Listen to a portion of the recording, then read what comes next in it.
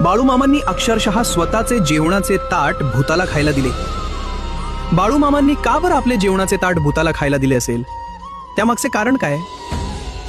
बाळूमामांनी भरलेलं जेवणाचं ताट हवेत फेकलं आणि खाली येताना ते ताट पूर्ण रिकामं झालं। 1925 साली त्या रात्री नेमकं काय घडलं होतं? ठीक पुर्लीच्या हुचीकट्टी रानात भयान शांतता होती। मामा आणि धनगर जेवायला बसले होते। प्रत्येकाच्या पानावर अन्न वाढलं होतं। मामा पहिला घास घेणार इतक्यात अचानक मामा आकाशाकडे बघून जोरात ओरडले, थांब, तुला खायला देतो, खा आणि इथूनच परत जा। धनगर बघतच राहिले।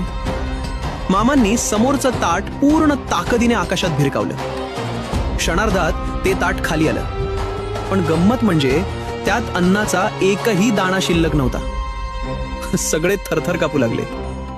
तेव्हा मामा शांतपणे हसले आणि म्हणाले, अरे घाबरू नका, आकाशातून एक मूठमारी म्हणजेच प्राणघातक काळी जादू कोणाचे तरी प्राण घ्यायला चालली होती। तिला मी इथंच खायला घातलं आणि परत पाठवलं।